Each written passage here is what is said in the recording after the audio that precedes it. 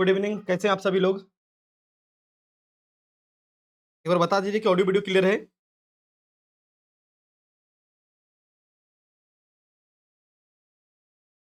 एक बार बता दीजिए कि ऑडियो वीडियो क्लियर है? हम लोग क्लास को शुरू करते हैं।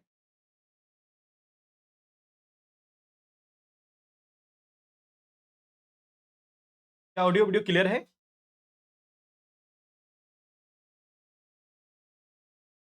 All good. चलिए, एक्चुअली कुछ मेडिकल इश्यू के कारण आज क्लास लेना नहीं था। हमने मैनेजमेंट को मैसेज कर दिया था कि क्लास आज होगी नहीं, है ना? लेकिन एक्चुअली डॉक्टर साहब अभी बैठे नहीं हैं, फिर सोचा मैंने कि चलिए मैं आपका क्लास ले ही लेता हूँ। चलिए, तो थोड़ी देर ही क्लास चलेगी, है ना?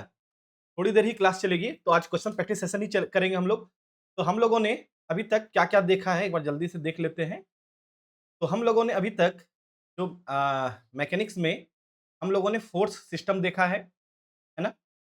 हम लोगों ने फ़ोर्स सिस्टम देखा है, मोमेंट एंड कपल देखा है, इसका सारा क्वेश्चन हो गया है। ऑल ऑब्जेक्टिव कंप्लीटेड, है ना? ऑल ऑब्जेक्टिव्स आर कंप्लीटेड, का सारा ऑब्जेक्टिव हो गया है। फ़ोर्स सिस्टम का 35 तक क्वेश्चन हो गया है। उसके बाद हमने beam and beam and classes का क्वेश्चंस हमने आपको अवेलेबल करा दिया था, है ना? ये भी क्वेश्चन सेशन अभी चलेंगे। उसके बाद क जो नेक्स्ट क्लास होगा, वहाँ पे हम लोग फ्रिक्शन टॉपिक स्टार्ट करेंगे, है ना? फ्रिक्शन टॉपिक हम लोग स्टार्ट करने जाएँगे। तो आज हम लोग फोर्थ सिस्टम का 34 तक हुआ था, 35 से हम लोग क्वेश्चंस को करेंगे। क्या आप लोग तैयार हैं सभी क्वेश्चंस के लिए? एक बार बता दीजिए जल्दी से। एक बार कमेंट कर दीजिए कि क्या आप लोग तैयार हैं क्वेश्चन के लिए? तो हम लोग क्लास को शुरू करते हैं, जल्दी से। क्या आप लोग तैयार हैं क्वेश्चन सेशन के लिए? 35 तक हमने क्वेश्चन किया था फूड सिस्टम का, तो चलिए हम लोग क्वेश्चन को शुरू करते हैं। क्या आप लोग तैयार हैं? सभी लोग जल्दी से बताइए। कमेंट वगैरह आपका आ नहीं रहा है? चलिए, बिल्कुल सही है। तो चलिए, तो आपके स्क्रीन पर ये सामने एक क्वेश्चन आपको दिख रहा है। ये क्वेश्चन शायद हो गया था, है ना? ये क्वेश्चन हो गया था, 35 अपना हो गया था। इसमें जो है आंसर है, ये आपको 43.18 आया था, है ना? ये क्वेश्चन अपना हो गया था। तो चलिए हम लोग इस क्वेश्चन को नहीं करेंगे, आगे बढ़ते हैं। तो अब आपके स्क्रीन पर सामने ये क्वेश्चन दिख रहा है। चलिए, आप याद रखेंगे कि आपको जो हमने बताया था कि जब भी 3 फोर्स आपको दिखे, तो आप लेमिस थ्योरम लगाने से हिचकेंगे नहीं, है ना? आप आसानी से लेमिस थ्योरम को लगा सकते हैं। चलिए, इस क्वेश्चन में देखिए क्या बोल रहा है, if the tension in the cable is 400 newton and the direction of resultant force acting on the pulley is, है ना? हमको डायरेक्शन निकालना है। This angle is same theta the line A B, ठीक है? चलिए ठीक है, ये इतना लंबा चौड़ा डायग्राम है, इसको हम लोग सिंपल भाषा में, इसको सिंपल तरीके से हम इसको कर देते हैं, है ना? ये जो डायग्राम यहाँ बना हुआ है, इसको मैं सिंपल तरीके से डायग्राम को बना देता हूँ, देखेंगे। एक्चुअली देखिएगा यहाँ जो इस डायग्राम पे आपको फोर्स दिख रहा है, आपको बस सिंपल तरीके से फोर्स को दिखाना है। तो देखिए, आपको सबसे पहला चीज़ यहाँ पे 400 न्यूटन दिख रहा होगा। देखिए, एक 400 न्यूटन का आपको यहाँ फोर्स दिख रहा है, तो हमने इसको 400 न्यूटन लिख दिया, कोई बात नहीं है। उसके बाद देखिए एक 400 न्यूटन का यहाँ भी फोर्स दिख रहा है। चलिए आप उसको वहाँ भी दिखाइए। एक 400 न्यूटन का फोर्स यहाँ भी आपको दिख रहा है। ये आपको 400 न्यूटन है। क्वेश्चन कितना भी लेंथी क्यों ना हो, आप अपने सिंपल तरीके से आप क्वेश्चन को बनाइए, वो आसानी से आपका बन जाएगा, है ना? और साथ में ही आपको यहाँ पे एक्सिस वगैरह भी दिया हुआ है। चलिए एक्सिस वगैरह भी हम लोग भी ड्रॉ कर लेते हैं। तो ये कुछ एक्सिस है, एंगल वगैरह के लिए, है ना? एंगल वगैरह के लिए आपको एक्सिस यहाँ पे दिया हुआ है। एक एक्सिस ये है और एक एक्सिस, चलिए ये एंगल आपको यहाँ पे 30 डिग्री दिया हुआ है। अब कह रहा है, अच्छा एक चीज़ बताइए कि जो रिजल्टेंट होगा इस 400 न्यूटन और इस 400 न्यूटन का रिजल्टेंट कहाँ होगा?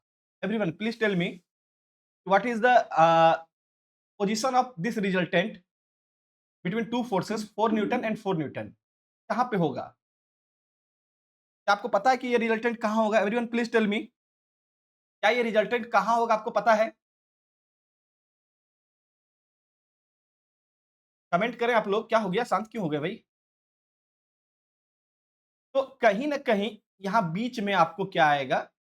रिजल्टेंट आएगा। आई डोंट नो कहाँ पे आएगा, लेकिन कहीं न कहीं इसी बीच में आएगा, है ना? In between two forces. Suppose that this is a resultant and हमें इसी रिजल्टेंट के डायरेक्शन को निकालना है। We have to find this angle alpha. बस सिंपल सा चीज पूछ रहा है। देखिए अब इतना लंबा चौड़ा क्वेश्चन पूछ रहा था, हमने देखिए उसको इतना सिंपल तरीके से बना दिया है ना। तो मुझे इस रिजल्टेंट के अल्फा को निकालने का फॉर्मूला पता है। मुझे पता है कि tan alpha is equal to, याद कीजिए क्या होता था फॉर्मूला। फॉर्मूला याद करेंगे तो ये होता है P2 sine theta by P1 plus P2 cos theta. यही होता था टेन अल्फा का फॉर्मूला, है ना। तो अब देखिए आपको यहाँ पे देखिए P1 जो है ये 400 न्यूटन है, P2 जो है ये भी 400 न्यूटन है, और ये एंगल भी पता है, ये जो एंगल है यही एंगल थीटा है, और ये एंगल जो है 120 डिग्री हो जाएगा। Is it clear? Everyone please tell me, क्या आपको एंगल क्लियर है कि ये एंगल 120 डिग्री है? सभी लोग कमेंट करके बताइए, है ना। क्या ये एंगल 120 डिग्री होगा? यदि होगा तो चलिए सारा वैल्यू को रख देते हैं। तो ये हो गया 400 sine 120 degree by 400 plus 400, 400 plus 400 cos 120 degree, है ना। तो with the help of calculator आप अल्फा आप निकाल सकते हैं। अल्फा यहाँ पे आपको 60 डिग्री आएगा, है ना। आप मैथमेटिक्स का उपयोग कर कर या आप कहीं से भी आप निकाल लीजिए, हमने यहाँ पे सॉल्व कर दिया है। अल्फा का वैल्यू यहाँ पे 60 डिग्री आएगा। Is it clear? Everyone please tell me, क्या आपको क्लियर है ये आंसर? आंसर यहाँ पे 60 डिग्री आएगा। आप यदि बोलेंगे तो मैं इसको सॉल्व भी कर सकता हूँ। यदि आप बोलेंगे तो मैं इसको सॉल्व भी कर सकता हूँ, कोई बड़ी बात मेरे लिए ये है नहीं, है ना। जब आप इसको सॉल्व करेंगे इस पूरे को, अंशुमन नायक बोल रहे हैं फिर से। अंशुमन चलिए मैं आपको एक बार रिवीजन करा देता हूँ अंशुमन। एक्चुअली आप यदि रिवीजन फर्स्ट क्लास नहीं किए होंगे तो आपको दिक्कत हो सकती है। चलिए मैं आपको रिवीजन करा देता हूँ एक बार। Suppose that this is force P1 and this is force P2, this is force P1 and this is force P2, and I know that the resultant of this force P1 and P2 lies between P1 and P2, है ना। इसके बीच में कहीं ना कहीं क्या होगा, resultant होगा। and this is a direction of resultant alpha and theta is the angle between P1 and P2. If theta is the angle between P1 and P2, then resultant is equal to P1 square plus P2 square plus 2 P1 P2 cos theta, and direction tan alpha is equal to P1 sorry P2 sin theta, है ना। ये morning के class का नहीं है अंशुमन, ये पुराना class है, ये पुराना क्लास का है। P1 plus P2 cos theta, this is the formula of direction, है ना।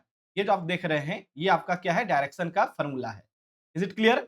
ये डायरेक्शन का क्या है, आपको फॉर्मूला है। तो हमने इसी डायरेक्शन के फॉर्मूले से हमने यहाँ पे टेन अल्फा को निकाल लिया। जो इस केस में हमने टेन अल्फा निकाला, तो यहां से जब आप इसको सॉल्व करेंगे, इतना सा यदि आप सॉल्व करेंगे कैलकुलेटर की मदद से, या साइन 120 डिग्री का मान रख दीजिए, कॉस 120 डिग्री का मान रख दीजिए, सॉल्व कीजिए, तो इसका आंसर आएगा √3, है ना। Means tan alpha is equal to √3, means alpha is equal to 60 degree. Is it clear? Everyone please tell me, क्या आपको क्लियर है ये क्वेश्चन?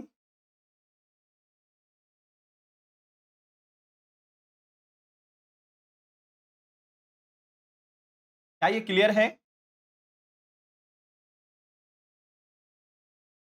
एक बार जल्दी से बता दीजिए। चलिए नेक्स्ट क्वेश्चन की तरफ बढ़ते हैं। क्वेश्चन नंबर 37 है आपके स्क्रीन पर। क्वेश्चन नंबर 37 कह रहा है इस क्वेश्चन में कि if a number of forces acted on a particle, है ना, यदि किसी सिस्टम पर बहुत ज्यादा फोर्स लग रहा है तो क्या आप उसको कपल में बदल सकते हैं? एक बार सोच के देखिए, यदि आपके पास बहुत ज्यादा फोर्स लग रहा है, क्या उसको आप कपल में बदल सकते हैं? फिर कह रहा है कि only single force can't be replace them, है ना। आप इस only single force passing through the centre of gravity and to replace by a single force, क्या होगा?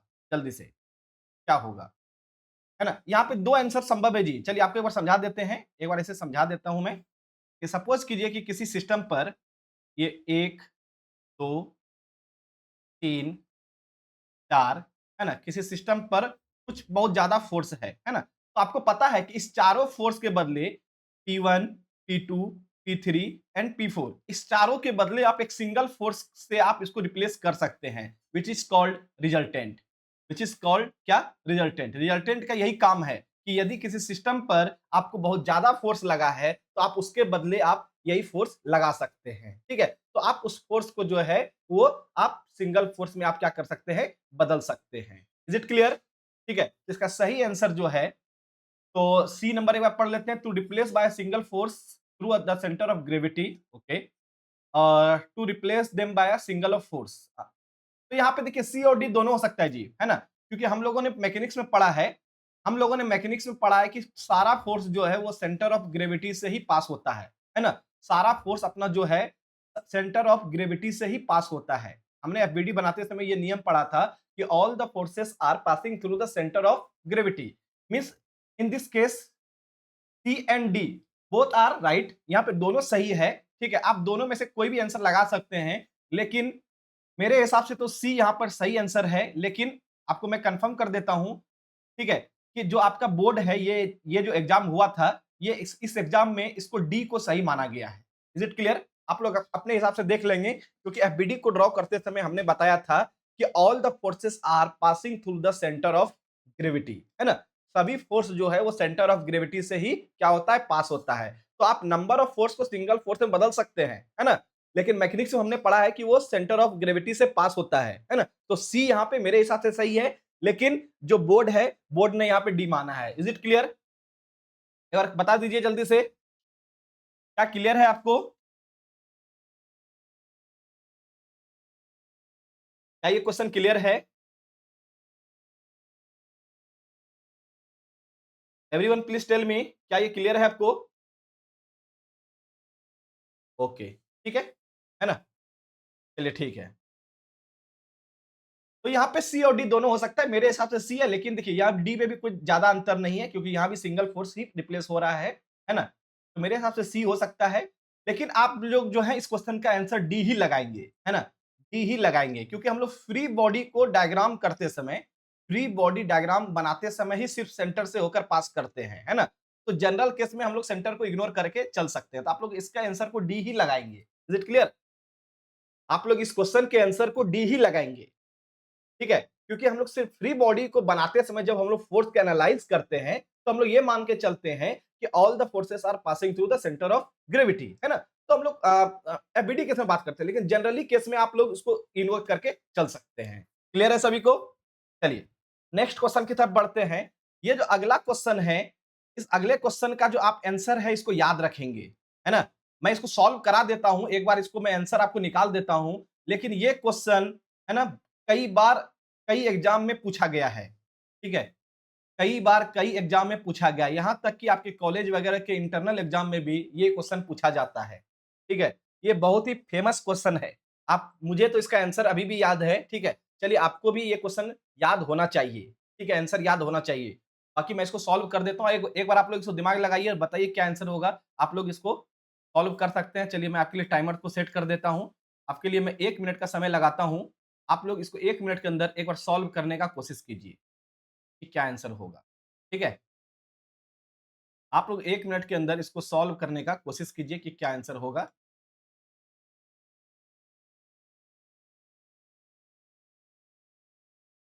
जल्दी से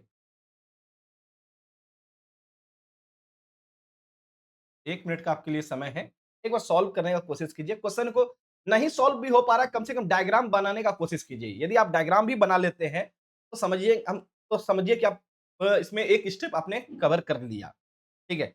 आप डायग्राम भी बना लेंगे तो चलेगा।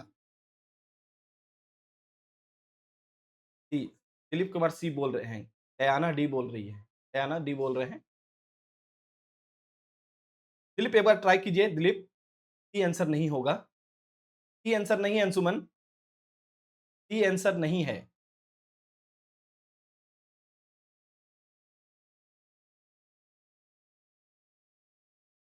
चलिए, चलिए ठीक है, मैं इसको अब देखता हूँ क्या है। क्वेश्चन क्या बोल रहा है, क्वेश्चन के हिसाब से हम लोग आगे बढ़ते हैं। चलिए, देखते हैं यहाँ पे क्वेश्चन क्या बोल रहा है। देखेंगे यहाँ प्रश्न में क्या बोल रहा है। ठीक है, अब दीपक रुक जाइए, अब रुक जाइए, अब मैं क्वेश्चन को बताने लगा हूँ, देख लीजिए क्या कह रहा है। कह रहा है कि if the resultant of two forces has the same magnitude as either of the forces, इसका मतलब है कि रिजल्टेंट जो है ना, वो जो है दो इक्वल फोर्स, पहले आप समझिए यहाँ पे दो इक्वल फोर्स है, this is force P and another force is P, है ना, दो इक्वल फोर्स है, ये दोनों फोर्स जो है ये भी P है और ये भी क्या है आपको P है, दोनों आपको क्या है P है, ठीक है, और इसका रिजल्टेंट भी P है, क्लियर है, इसका जो कहीं पे रिजल्टेंट होगा ये रिजल्टेंट भी क्या है आपको P दिया हुआ है, ये आपको रिजल्टेंट भी क्या दिया हुआ है यहाँ पे P दिया हुआ है, तो कह रहा है कि दोनों फोर्स के बीच में क्या एंगल होगा, थीटा का क्या मान। पहले आपको ये क्वेश्चन समझ में आया, पहले मुझे ये बता दीजिए कि क्वेश्चन क्लियर है कि आपने ये डायग्राम बनाया था, यहाँ पे रिजल्टेंट का मान भी P ही है, ठीक है, क्या आपने डायग्राम को सही बनाया था तो हम लोग आगे बढ़ेंगे, यदि आप लोगों ने डायग्राम भी सही बनाया होगा तो हम लोग आगे बढ़ेंगे, ठीक है, एक बार कमेंट कीजिए।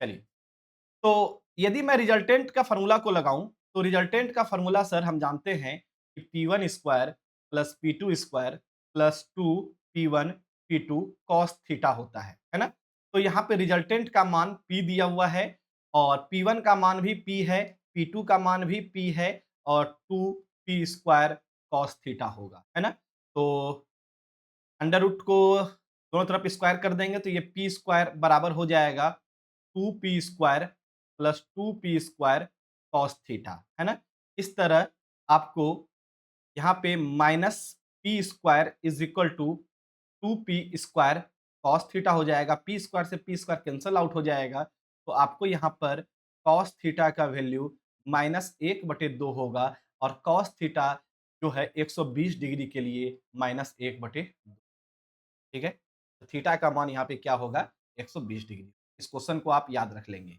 ठीक है, this is my first method, ये मेरा फर्स्ट मेथड है, क्या ये क्लियर है आपको, एक बार जल्दी से कमेंट करें, क्या आपको ये क्लियर है, we have to find the angle between two forces, तो हमको फार्मूला रिजल्टेंट का पता था, हमने रिजल्टेंट के फार्मूले से हमने थीटा को निकाल लिया, इज इट क्लियर, आप इस क्वेश्चन को याद रखेंगे, इस क्वेश्चन का आंसर आप याद रखेंगे।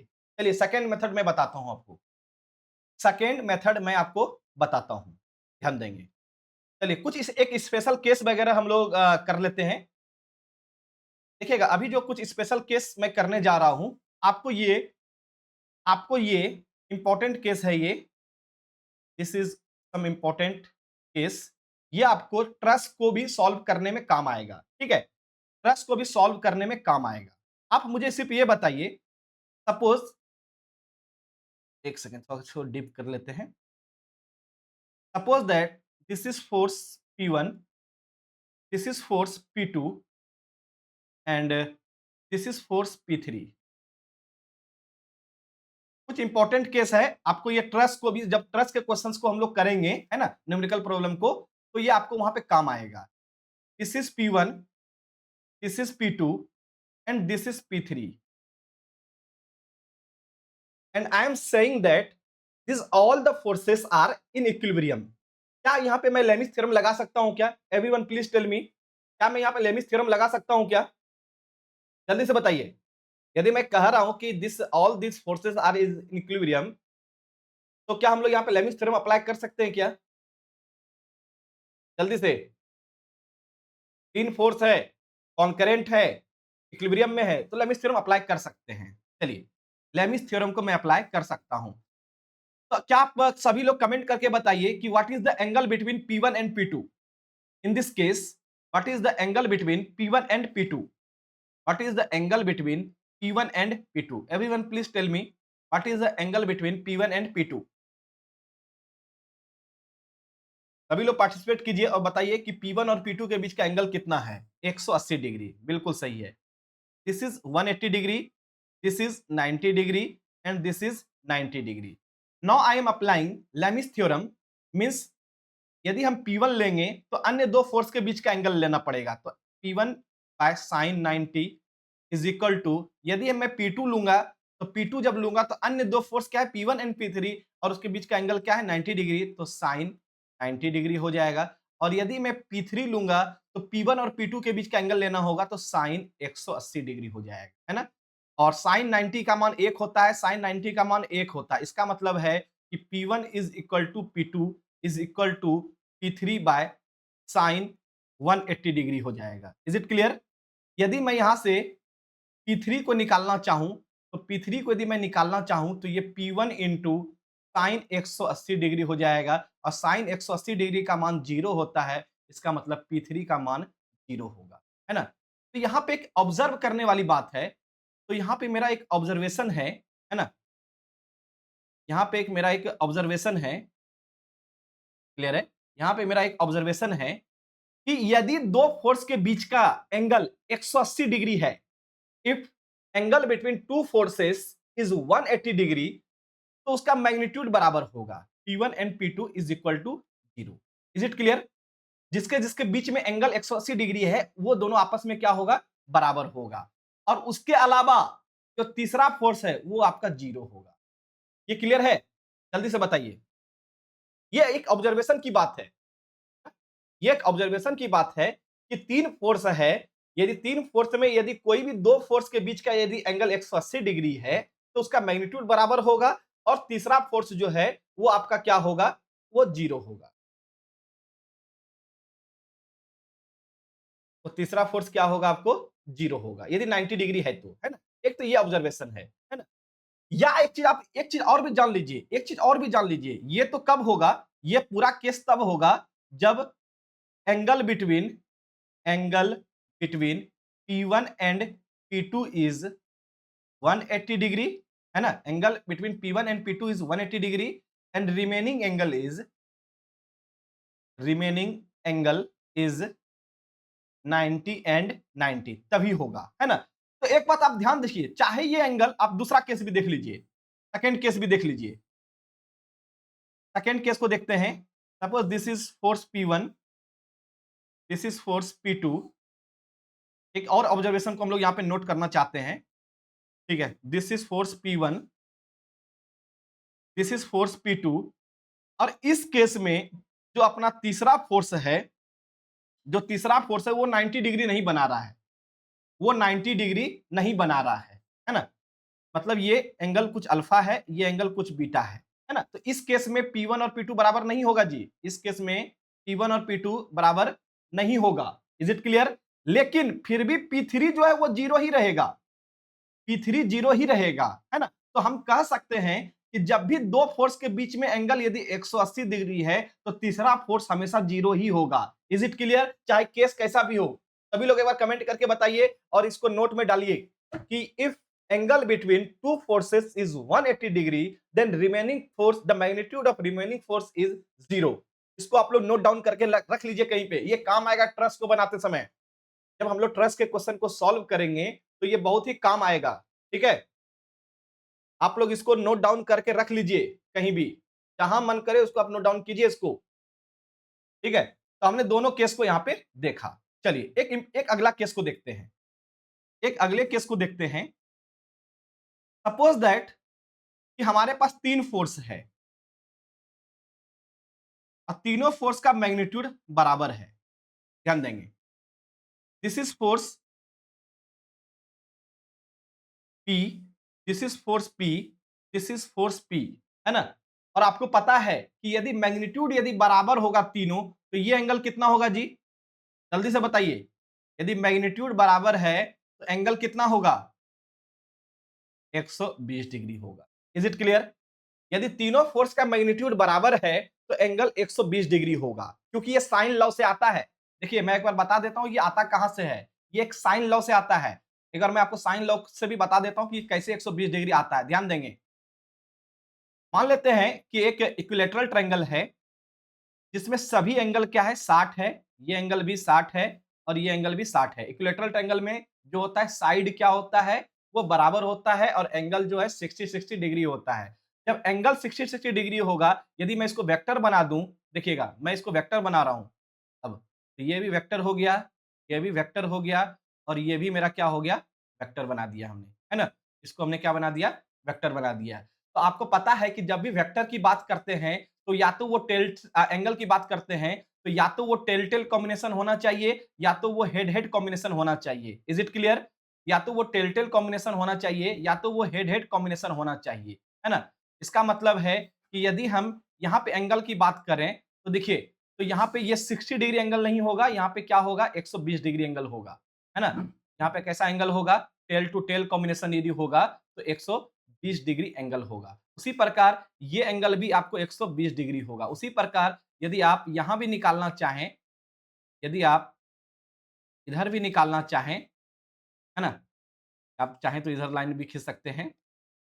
कहने का मेरा ये मतलब है कि यदि आपका 3 फोर्स यदि इक्विलिब्रियम में है तो एंगल 120 डिग्री ही होता है। देख लीजिए आपको यहाँ से साइन लॉ से आपको मिल भी जाएगा। देखिए यहाँ 120 डिग्री। तो आप देख सकते हैं कि ये टेल टू टेल कॉम्बिनेशन है और यहाँ भी देखिए इस दोनों फोर्स के बीच में देखिए ये भी टेल है, इसका भी टेल है। तो यदि आपका इक्विलैटरल ट्रायंगल है ना? तो एंगल 120 डिग्री होता है। क्लियर है? जल्दी से बताइए। क्या ये आपको क्लियर है? क्लियर है तो बताइए, नहीं तो मैं फिर से समझाऊँगा। यदि इक्विलैटरल ट्रायंगल है तो लेमिस थ्योरम में उसका जो एंगल है वो 120 डिग्री ही होगा, है ना? और ट्रायंगल में 60 डिग्री होगा, लेकिन वेक्टर के फॉर्म में हम लोग उसको 120 डिग्री लेते हैं, है ना? क्लियर है? अच्छा, आप मेरे एक सवाल का जवाब दीजिए। आप मेरे एक सवाल का जवाब दीजिए। आप मेरे एक सवाल का जवाब दीजिए कि यदि लेमिस थ्योरम में तीनों एंगल 120 डिग्री है, तो क्या तीनों फोर्स बराबर होगा? Everyone please tell me. Lami's theorem में यदि तीनों एंगल 120 डिग्री है तो क्या तीनों फोर्स बराबर होगा? जल्दी से बताइए।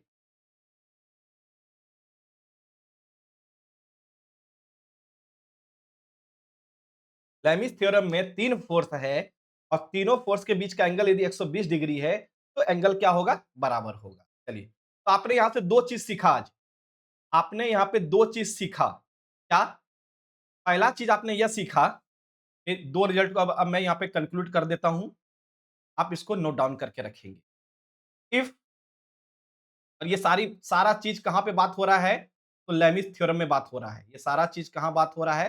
लेमिस थ्योरम में। लेमिस थ्योरम का मतलब है कि थ्री फोर्सेस को प्लेनर, कॉन्करेंट और इक्विलिब्रियम, इस कंडीशन में बात कर रहे हैं हम लोग, है ना?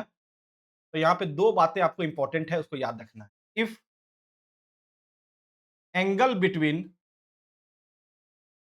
To forces is 180 degree, then magnitude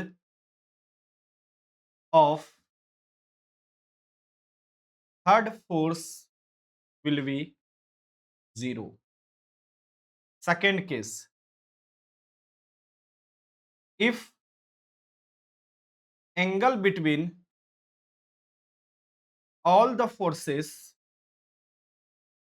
is 120 degree, then magnitude, then force having equal magnitude लिख लेते हैं, then forces having equal magnitude, है ना? और इसका उल्टा भी संभव है, and vice versa. Is it clear? क्या आपको इस दोनों स्टेटमेंट में कोई प्रॉब्लम है तो बताइए। क्या आपको इस दोनों स्टेटमेंट में कोई प्रॉब्लम है किसी को भी तो बताइए एक बार। इस दोनों स्टेटमेंट में किसी को प्रॉब्लम है तो बता सकते हैं आप लोग। यदि समझ में आया तो भी हाँ करें, तो हम लोग आगे बढ़ेंगे। तो हम लोग आगे बढ़ेंगे। ये आपको जब हम लोग क्या कहते हैं ट्रस्ट के क्वेश्चन को सॉल्व करेंगे तो वहां भी ये काम आएगा आपको। Please everyone tell me, do you have any doubt? Please tell me, जल्दी से बताइए। चलिए, क्लियर है ये? चलिए एक बार अब हम उस क्वेश्चन को दोबारा पढ़ते हैं, हमने जो अभी यहाँ पे किया था। देखेंगे, यहां पे देखिएगा क्या हो रहा है कि रिजल्टेंट और दो फोर्स तीनों का आपको जो है मैग्नीट्यूड बराबर है ना? आपको देखिए फोर्स का और रिजल्टेंट का तीनों का मैग्नीट्यूड बराबर है। तो जब भी आपको हमने बोला है कि जब भी आपको तीन फोर्स दिख जाए तो आप सीधा लेमिस थ्योरम पे जाइए, है ना? तो लेमिस थ्योरम में तीन फोर्स का यदि मैग्नीट्यूड बराबर है तो उसका एंगल कितना होगा जी? Everyone please tell me. Lami's theorem में तीन फोर्स का यदि मैग्नीट्यूड बराबर है तो कितना एंगल होगा? आप लोग बताइए अब। 120 डिग्री। क्या अब क्लियर है? क्या इस क्वेश्चन में पेन उठाने का जरूरत था? क्या इस क्वेश्चन में इतना सॉल्व करने का जरूरत था? यदि आपको लेमिस थ्योरम का कॉन्सेप्ट पता था, तो क्या इतना पेन उठाने का जरूरत था इस क्वेश्चन में? बिल्कुल नहीं, है ना? और ये देखिए यूपीएससी सीएल एई में असिस्टेंट इंजीनियर के एग्जाम में पूछा गया है ना? लेटेस्ट गरम-गरम क्वेश्चन है ये, 2021 में आया हुआ क्वेश्चन है ना? अब क्लियर है आपको? तो जब भी आपको 3 फोर्स दिख जाए, है ना? और तीनों का मैग्नीट्यूड सेम है, तो एंगल 120 डिग्री ही होगा। क्लियर है? चलिए, तो अब हम लोग आगे बढ़ें, नेक्स्ट क्वेश्चन की तरफ बढ़ें हम लोग।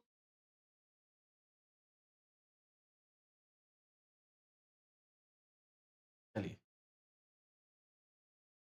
39 क्वेश्चन लगाइए। लेमिस थ्योरम का सीधा स्टेटमेंट पे क्वेश्चन है। लेमिस थ्योरम के स्टेटमेंट पे क्वेश्चन है, डायरेक्ट क्वेश्चन लगाइए। Each forces is proportional to cosine angle, नहीं जी, कोसाइन एंगल पे नहीं डिपेंड करता है, साइन एंगल पे करता है ना? यहाँ पे कॉस बोल रहा है, यहाँ पे ये कॉस बोल रहा है, तो ये गलत स्टेटमेंट है। यहाँ पे कॉट बोल रहा है, तो ये भी गलत स्टेटमेंट है। यहाँ पे टेन बोल रहा है, तो ये भी गलत स्टेटमेंट है। और यहाँ पे साइन बोल रहा है, इसका मतलब ये सही स्टेटमेंट है। इज ही यहाँ पे क्या हो जाएगा? सही हो जाएगा। क्लियर है? चलिए, 39 नंबर हो गया, 40 नंबर की तरफ। ट्रांसमिसिबिलिटी का यहाँ पर आपसे स्टेटमेंट पूछा गया है ना? ट्रांसमिसिबिलिटी का आपको स्टेटमेंट पूछा गया है।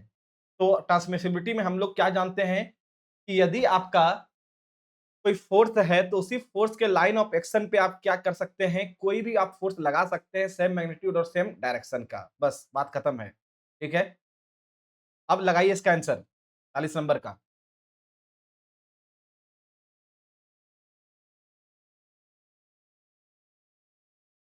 40 नंबर का लगाइए, स्टेटमेंट को सिर्फ पढ़ना है। 40 का क्या आंसर होगा? सभी लोग लगाइए।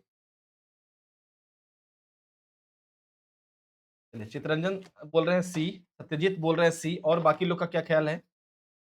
बाकी लोग का क्या ख्याल है? जल्दी से। चलिए, तो आप लोग जब सी बोल रहे हैं, तो सी को ही हम लोग हम मैं सी को ही पढ़ लेता हूँ। क्या सी आप लोगों ने सी लगाया है सही, तो क्या मैं सी को ही पढ़ लेता हूँ। If a forces act at any point on rigid body, okay, it may also be considered to act at any point. बिल्कुल सही बात है। आप कहीं भी आप पॉइंट, आप उसी लाइन ऑफ एक्शन पे कहीं भी फोर्स लगा सकते हैं। बिल्कुल सही है। आप लोगों ने सी जो लगाया है, बिल्कुल आपने सही लगाया है ना? आप लोगों ने सी बिल्कुल सही लगाया है। सभी लोगों ने सी लगाया है, तो आपको शाबाशी भी मिलता है। बिल्कुल सही आप लोगों ने सी लगाया है। चलिए, आप लोग अपने लिए ताली भी बजा सकते हैं। बहुत अच्छा आप लोगों ने इस क्वेश्चन को अटेम्प्ट किया। चलिए, इसको लगाइए 41 नंबर, क्या होगा? Total weight, total weight. चलिए, इसको आप इसको याद करके रखेंगे, इस पे कोई एक्सप्लेनेशन नहीं है। वॉल्यूम फोर्स को, जो टोटल वेट है, ये वॉल्यूम फोर्स का ही एग्जांपल होता है ना? 3D बॉडी में ही हम लोग वेट को डिस्कस करते हैं। नहीं भाई, पॉइंट फोर्स नहीं, है ना? 3D बॉडी का ही आपका हम लोग वेट को हम लोग डिस्कस करते हैं। इसका आंसर आप याद रखिएगा, इसका आंसर जो है वो वॉल्यूम फोर्स होगा। ठीक है? आप इसके आंसर को याद रखिएगा, कुछ स्टैंडर्ड नहीं है ना? तो आप लोग याद रखेंगे। ठीक है? टोटल वेट, ऐसे जो वेट की बात करते हैं, है ना? वेट की बात हमेशा हम लोग 3 डायमेंशनल की करते हैं, है ना? और 3 डायमेंशनल में जो है, वो आपका जो होता है वॉल्यूम अवेलेबल होता है, इसलिए वॉल्यूम फोर्स कह सकते हैं। बस आपको याद रखेंगे, ज़्यादा कुछ भी बोलने का नहीं है, ठीक है? आप इसको याद ही रख लेंगे तो ठीक है? चलिए, नेक्स्ट क्वेश्चन है आपके स्क्रीन पर। बताइए, ये जो स्टेटमेंट आपको सामने दिया हुआ है, ये किस चीज़ का स्टेटमेंट है? A number of forces are acting simultaneously on a body, the resultant of these forces will be the same effect as produced by all the forces. This principle is known as। इस question के statement को लगाइए।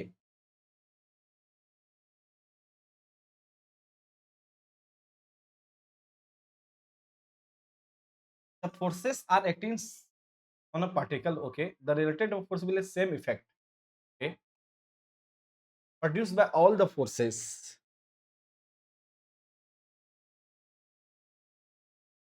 Equilibrium of force, नहीं equilibrium तो नहीं होगा। ठीक है, इक्विलिब्रियम नहीं होगा। नहीं नहीं, इक्विलिब्रियम नहीं होगा, डी तो होगा ही नहीं। देखिए, एक बार इस क्वेश्चन को जरा हमने गौर किया, ये एचपीसीएल में पूछा गया क्वेश्चन था, और ये भी एचपीसीएल में पूछा गया क्वेश्चन है। और ये दोनों क्वेश्चन जो है, थोड़ा-सा हिला हुआ क्वेश्चन है ना? चलिए, ऐसे तो ये देखा जाए रिजल्टेंट जो है ये रिज़ॉल्यूशन ऑफ फोर्सेस ही होगा जी, सही आंसर है ये रिज़ॉल्यूशन ऑफ फोर्सेस ही होगा, है ना? सिंपल सी बात है कि आप समझिए ज़रा, सपोज़ करते हैं कि कुछ फ़ोर्स है, this is force P1, this is force P2, this is force P3, है ना? तो P1, P2 और P3 इस तीनों का जो इफ़ेक्ट है, चाहे तो आप कम इसको आप क्या कर सकते हैं, रिजल्टेंट भी आप निकाल सकते हैं, है ना? आप रिजल्टेंट से भी यहाँ पे काम कर सकते हैं, है ना? ये तीनों फ़ोर्स जो है वो रिजल्टेंट के क्या होगा, बराबर होगा। या नहीं तो आप तीनों फ़ोर्स के कंपोनेंट को भी ब्रेक कर लीजिए, है ना? तो बात एक ही है, कंपोनेंट ब्रेक कर लेंगे, ठीक है? या आप रिजल्टेंट निकाल लेंगे। कंपोनेंट ब्रेक करेंगे तो प्रत्येक फ़ोर्स का 2-2 कंपोनेंट ब्रेक होगा। P1 का 2 होगा, P2 का 2 होगा, P3 का 2 होगा, है ना? याद है ना? हम लोगों ने क्वेश्चन जो किया था तो सभी का क्या होगा, 2-2 कंपोनेंट होगा। फिर हम लोग सभी का एक्स डायरेक्शन में और वाई डायरेक्शन में फोर्स निकालेंगे, है ना? और उसको फिर ऐड करेंगे, फिर रिजल्टेंट निकालेंगे। तो एक ही बात है, आप रिजल्टेंट निकाल लीजिए या कंपोनेंट निकाल के आप रिजल्टेंट निकाल लीजिए, बात एक ही है। तो ये आंसर इसका ए ही होगा। Is it clear? क्या ये क्लियर है? जल्दी से बताइए। ट्रांसमिसिबिलिटी और इक्विलिब्रियम तो होगा ही नहीं। इक्विलिब्रियम से कोई मतलब नहीं। इक्विलिब्रियम का तो 3 ही कंडीशन है जी, summation of FX is equal to 0, component break please. अच्छा ठीक है। ठीक है, ठीक है। एक बार समझा देते हैं। ठीक है। अभिषेक अंशुमन नायक। अंशुमन आपने क्लास नहीं किया है, थोड़ा-सा तो फिर प्रॉब्लम तो होगी ही। चलिए मैं आपको समझा देता हूँ। ठीक है मैं आपको समझा देता हूँ अंशुमन, कोई बात नहीं है। मैं आपको समझा देता हूँ, कि आपने क्लास मिस किया है, तभी आपको ये प्रॉब्लम आ रहा है। मेरी क्लास में इतना प्रॉब्लम आता नहीं है ऐसे।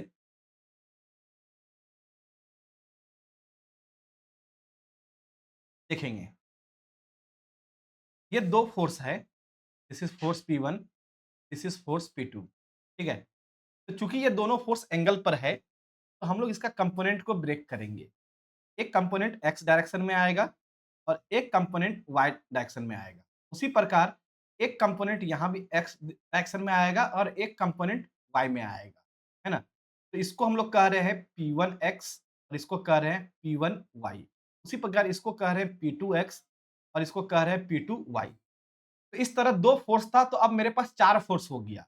तो अब इस केस में फिर हम लोग समेशन ऑफ Fx निकालते हैं, all the forces in x direction. तो x डायरेक्शन में 2 फोर्स है, P1x प्लस P2x।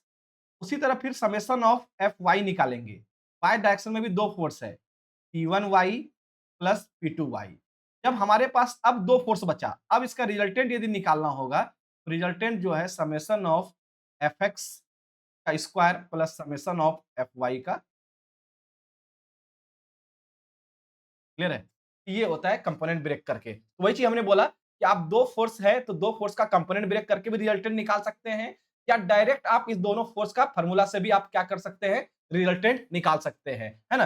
तो यहाँ पर क्या हो रहा है कि 2 फोर्स लीजिए या 2 फोर्स का रिजल्टेंट लीजिए, है ना? या दोनों फोर्स के कंपोनेंट को ब्रेक कीजिए, है ना? ये तीनों क्या देगा आपको? सेम इफेक्ट देगा। Is it clear? चलिए। हाँ, वाह! यहाँ पे जो क्वेश्चन पूछा गया है एचपीसीएल इंजीनियर में, एक से एक बेहतरीन क्वेश्चन पूछा गया है। चलिए, एक से एक बेहतरीन क्वेश्चन पूछा गया है। चलिए सॉल्व कीजिए इसको, कुछ नहीं कर सकते हैं, सॉल्व ही करना पड़ेगा। लेकिन बेहतरीन क्वेश्चन है ये, है ना? ये बेहतरीन क्वेश्चन है। आप इसको सॉल्व कीजिए। चलिए मैं डायग्राम फिलहाल डायग्राम तब तक बनाता हूँ, आप लोग क्वेश्चन को पढ़ें। कह रहा है कि 2 forces of equal magnitude F, ठीक है? 2 फोर्सेस हैं और दोनों का मैग्नीट्यूड क्या है आपको सेम है। This is F and this is, and the angle between this forces is theta. इसके बीच का एंगल क्या है? थीटा है।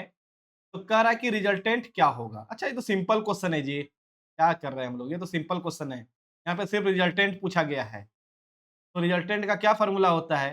रिजल्टेंट का फ़ॉर्मूला होता है under root P1 square plus P2 square plus 2 P1 P2 cos theta. बस यही फ़ॉर्मूला होता है। चलिए P1 का मान F है, F रखिए तो हो जाएगा F square plus F square plus 2f into F cos theta. इस प्रकार हो गया 2f square plus 2f square cos theta, है ना? क्लियर है यहाँ तक? अब इसको सॉल्व कीजिए और बताइए क्या आंसर आ रहा है? क्या आंसर आ रहा है? जल्दी से आप लोग एक बार सॉल्व करके बताइए। इसको आप लोग सॉल्व कीजिए और बताइए क्या आंसर आ रहा है। चलिए सॉल्व कर लेते हैं। तो यहाँ से 2f स्क्वायर को कॉमन ले लेंगे, तो क्या बचेगा? 2f स्क्वायर को कॉमन लेंगे तो ये बचेगा 1 plus cos theta, and 1 plus cos theta का क्या फ़ॉर्मूला होता है? 2 कॉस स्क्वायर थीटा, है ना? 1 प्लस कॉस थीटा का फ़ॉर्मूला होता है 2 कॉस स्क्वायर थीटा बाय 2। तो यहाँ पे 2f स्क्वायर पहले से है और फ़ॉर्मूला हो जाएगा 2 कॉस स्क्वायर थीटा बाय 2, है ना? तो 2 गुना 2 4, 4 का जो अंडर रूट क्या हो जाएगा फिर 2 हो जाएगा। तो 2 एफ स्क्वायर का अंडर रूट एफ हो जाएगा, कॉस स्क्वायर का under root cos theta by 2 हो जाएगा। Is it clear? साइन होता है, फ़ॉर्मूला हमने गलत लगाया क्या? नहीं, सही है भाई।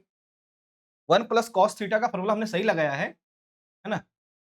1 प्लस कॉस थीटा का हमने फ़ॉर्मूला सही लगाया है। एक्चुअली यहाँ पे फ़ॉर्मूला को टेस्ट किया गया है ना? चलिए मैं आपके लिए फ़ॉर्मूला लिख देता हूँ।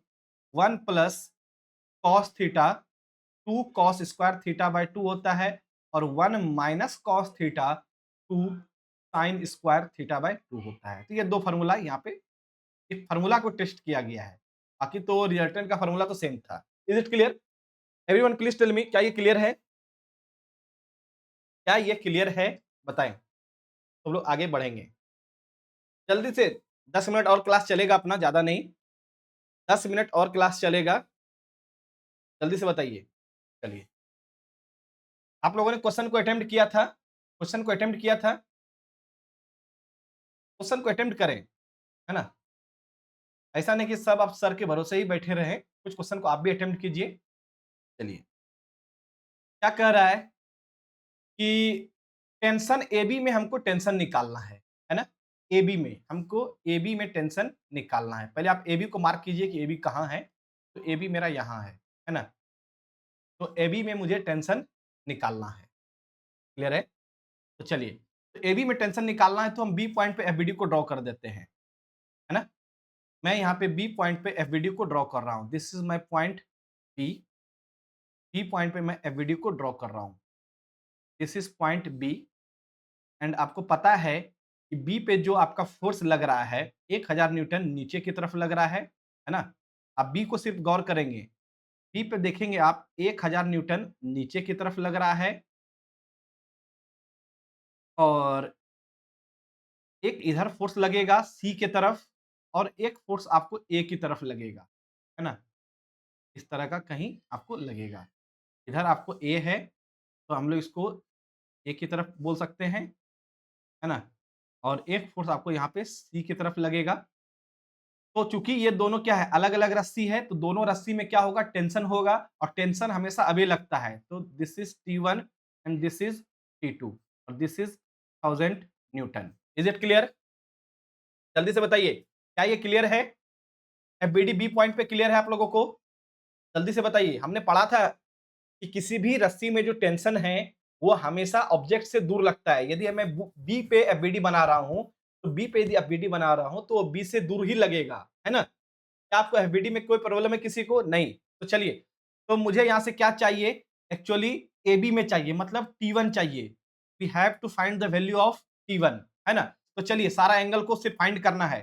सिर्फ एंगल को, यहाँ पे सिर्फ एंगल का ही खेल है। आप हर एंगल को निकाल लीजिए, इस एंगल को निकाल लीजिए, इस एंगल को निकाल लीजिए और इस एंगल को निकाल लीजिए, आंसर आ जाएगा। चलिए तो एंगल को फाइंड करते हैं।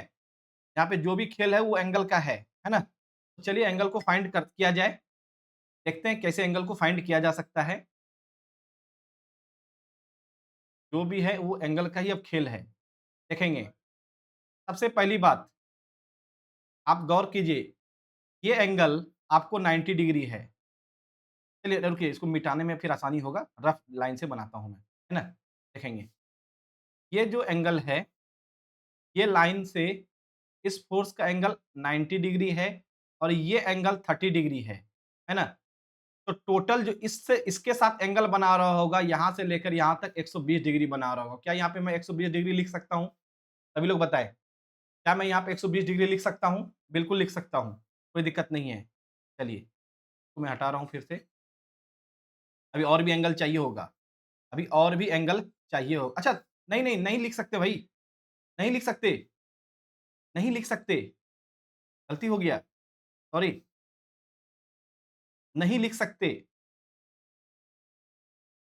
बोलिए क्यों? क्योंकि हमने गलत वहाँ पे ले लिया है, नहीं लिख सकते दिलीप, आप लोग हम मेरे हाँ में हाँ मिलाते हैं क्या सिर्फ? तो मुझसे भी गलती हो सकती है, कोई बड़ी बात थोड़ी ना है, मैं पहले ही बोलता हूँ, मुझसे भी गलती हो सकती है। चलिए, देखते हैं, क्या हुआ? ये एंगल है, यहाँ गलती क्या हो गया कि ये एंगल 30 दिया हुआ है, तो ये एंगल 60 होगा, ये एंगल 60 होगा तो टोटल ये 150 होगा, है ना? टोटल ये 150 होगा, क्लियर है? ये गलती हुआ था। अरे ये एंगल 30 दिया हुआ है भाई, ये एंगल 30 है तो ये एंगल 60 डिग्री होगा और ये एंगल 60 है तो कंप्लीट एंगल 160 होगा, है ना? ये 150 डिग्री होगा, क्लियर है? चलिए, अब आगे देखते हैं। अब आगे देखते हैं, अगला एंगल को निकालते हैं। देखिएगा, ये एंगल जब आपको 60 है, ये एंगल आपको यहाँ पे क्या है 60 है, तो ये एंगल 30 डिग्री होगा, है ना? ये एंगल कितना होगा? 30 डिग्री होगा और जब ये एंगल 30 डिग्री होगा, और भी एंगल चाहिए होगा, एंगल का ही तो खेल है, एंगल का ही तो खेल है। कुछ तो एंगल दिखा, एक एंगल तो मुझे दिखा कि 30 डिग्री है। एंगल का ही यहाँ पे खेल है, इम्पोर्टेंट है। एंगल बनाना आना चाहिए। चलिए, उससे मुझे ये पता चला कि ये एंगल जो है, ये एंगल आपको कितना आ रहा है? कितना बोला अभी हमने? 30 डिग्री, है ना? ऐसे भी ये एंगल 30 है तो ये एंगल 30 ही होगा। चलिए, उसके बाद कहाँ से ये 120 डिग्री है। अच्छा, जब ये 120 डिग्री है तो ये एंगल 60 होगा। मानते हैं आप इस बात को? ये एंगल 60 होगा। क्या आप इस बात को मानते हैं? सभी लोग बताएँ। यदि ये 120 डिग्री है, तो ये 60 होगा, है ना? तब तो आप तो आ गया एंगल सारा 150 और 60 210, है ना? 210 और ये हो जाएगा 150, ये हो जाएगा 150 डिग्री। चलिए, सारा एंगल आ गया, सारा एंगल आ गया। आप लोग को एंगल में कोई प्रॉब्लम है तो बताइए इस बार। किसी को भी एंगल में प्रॉब्लम है तो बताइए, ये लास्ट क्वेश्चन है आज का, अब नहीं करेंगे, है ना? हमने बोला था कि 1 घंटे का ही क्लास होगा। जल्दी से बताइए, क्या ये एंगल में किसी को कोई प्रॉब्लम है क्या? जल्दी से। किसी को एंगल में प्रॉब्लम है तो बताइए, बाकी एंगल अब आंसर आ गया। तो हम लोग क्या करेंगे? लेमिस थ्योरम को अप्लाई करेंगे। तो पहला फोर्स 1000 लेंगे, जब 1000 लेंगे तो अन्य 2 फोर्स जब 1000 लेंगे तो अन्य T2 और T1 के बीच का एंगल साइन 150 है, साइन 150 हो जाएगा। यदि मैं T2 की बात कर रहा हूँ, तो जब T2 की बात करेंगे तो T1 और 1000 के बीच का एंगल भी 150 है, तो साइन 150 हो जाएगा। और यदि मैं T3 की बात कर रहा हूँ, तो T3 की जब मैं सॉरी T1 है, T3 तो है ही नहीं। T1 की जब बात कर रहा हूँ, तो जब T1 की बात करूँगा तो अन्य 2 फोर्स 1000 और T2 है, उसके बीच का एंगल 60 है, तो साइन 60 हो जाएगा। और हमको यदि इस दोनों को सिर्फ सॉल्व कर लीजिए, तो बताइए T1 का क्या वैल्यू आएगा? तो T1 का वैल्यू आ रहा है 1000 by sine 150 degree 150 degree into sine 60 degree. Please give me calculator. चलिए, आप लोग इसको सॉल्व कीजिए और बताइए क्या आंसर आ रहा है? देखेंगे। तो आंसर आ रहा है साइन 60 डिग्री। कैलकुलेटर है हमारे पास साइन 150 डिग्री इंटू 1000, है ना? आंसर आ रहा है 1732, है ना? B number B number answer आ रहा है। हाँ जी, बिल्कुल सही। बी नंबर मेरा आंसर यहाँ पे आ रहा है। क्या आप लोगों को क्लियर है? अगर बता दीजिए, क्या ये क्लियर है? हम लोग आज यहीं तक करेंगे। आज थोड़ा-सा डॉक्टर का इश्यू है, आज यहीं तक करेंगे। जल्दी से बताइए, क्या कोई प्रॉब्लम है आप लोगों को? तो बता सकते हैं। समझ में आ रहा है?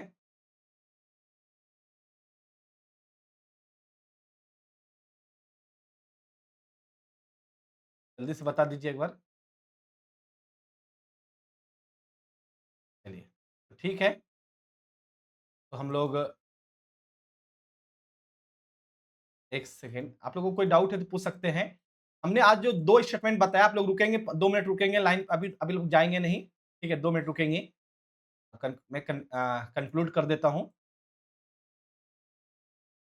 कंक्लूड कर देता हूँ, 2 मिनट रुकेंगे आप लोग।